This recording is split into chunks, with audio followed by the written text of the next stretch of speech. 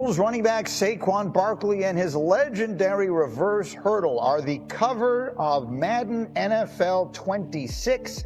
Everything is coming up Saquon right now, including in Philadelphia. The iconic Geno's Steaks in South Philly is lending its facade to the honor.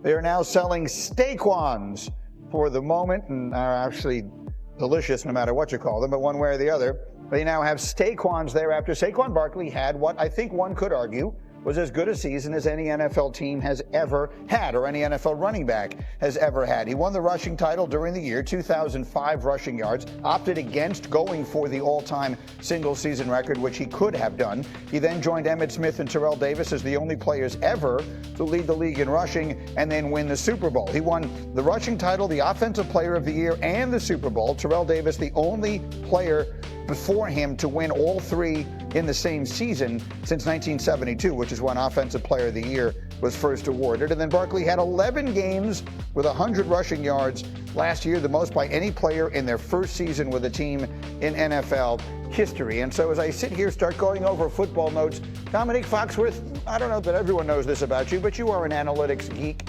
You are like that kind of analytics-driven nerd. And so it brings me to the question. Listen to Hembo laughing back there as the shoe fits. It brings me to the question. Is last year, did we see the beginning of a renaissance at running back? Was that a blip or was that the beginning of a trend?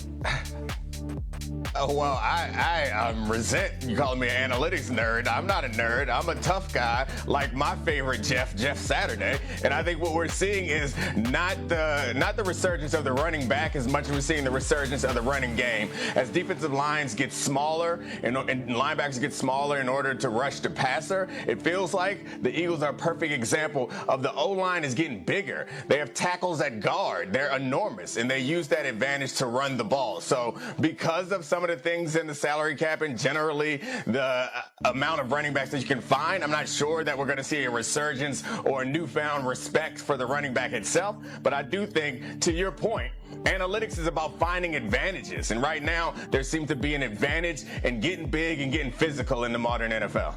So let's make sure that we're clear on what we're saying here, Tim Hasselbeck. What he's saying is that defenses, in order to try and contain all these high-octane passing games, have gotten smaller. And so the offenses have swung the pendulum in the other direction and gotten bigger.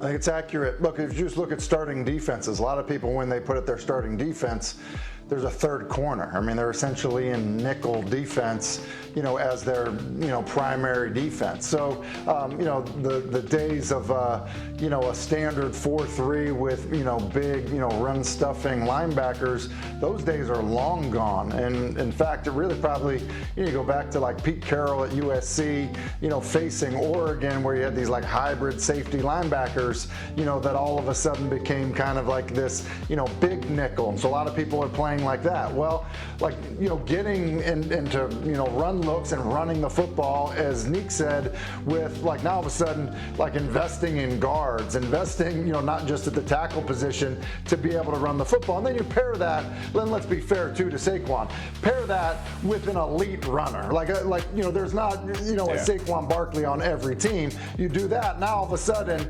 it is different. So, I think that's 100% happening, and that's why I know we're planning on going this direction. That's why I think what Jim Harbaugh is trying to do with the Chargers, I think is on the mark. Just, a little side note there. Meaning he's putting together, he's building a team around an offensive line. They drafted a running back. He's looking to run the heck out of it. 290-pound fullback. He's got his plan is to basically beat you with a sledgehammer. I mean, that's his plan.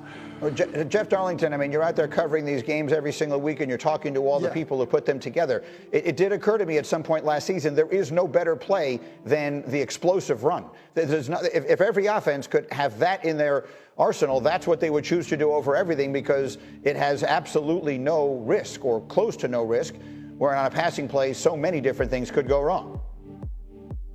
Well, statistically across the league, we did see, although very slim, we saw more running last year than previous years. That being said, passing is still the one thing that is going for more yards, and it's happening more often. Yes, there's more balance, but it still is a passing league.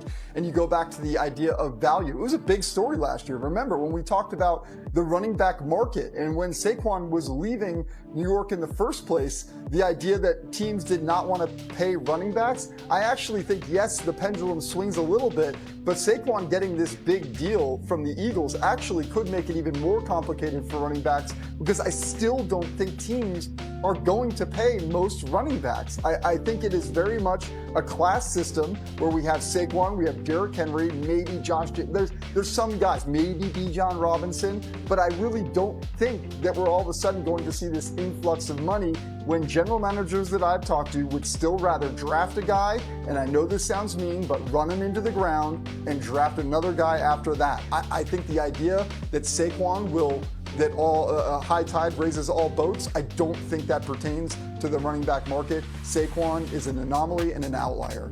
Go ahead, Nick.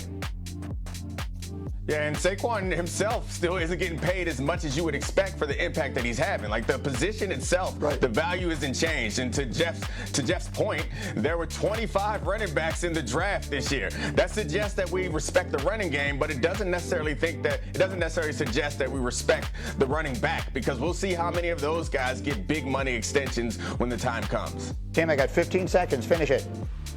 Yeah, the delta between the top, Saquon and the next guys, is greater than it is for running backs, 5 through 25. Yeah. So it's just going to be the guys at the very top. I'm telling you, just watch for these rookie runners, Ashton Genty obviously being at the top of the list, to smash their way into the league and make a huge impact. Up in the NFL, our next game is called Buy or Sell. Hey, Dominique Foxworth, Caleb Williams and the Bears making the playoffs. You buying or selling?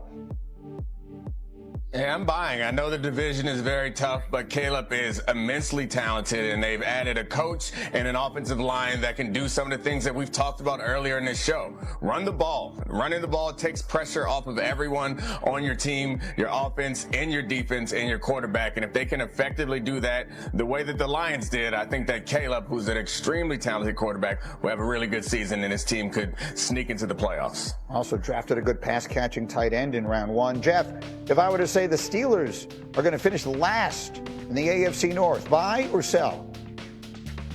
I am selling because of two reasons. The first of which is I think that Aaron Rodgers will inevitably sign with the Steelers at some point, and it will improve the quarterback situation. I am also pointing out that we have another team in that division, unless there is a division realignment in the next several months where the Browns are no longer in the AFC North.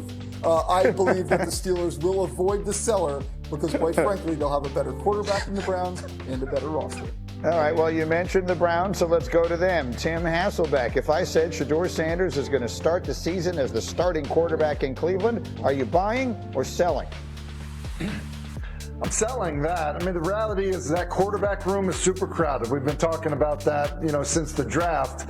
And the guys that are in the quarterback room are qualified to win the job. Joe Flacco's a Super Bowl winning quarterback. Kenny Pickett's a former first rounder that started games last year for the Super Bowl winning Eagles. So I just think that reps sound like they're going to be fairly even. And I believe that the guys that have the experience, like Flacco and Pickett have the upper hand in the competition, if that's how it's going to go in Cleveland. All right, I'm going to bookmark the starting week one piece of this in a minute. For those of you who haven't heard it, I wanted you to hear what Deion Sanders said. That's obviously Shedeur's father. He was on the Say What Needs to Be Said podcast with Asante Samuel. By now, you've probably all heard about all these reports that Shedeur Sanders wasn't prepared.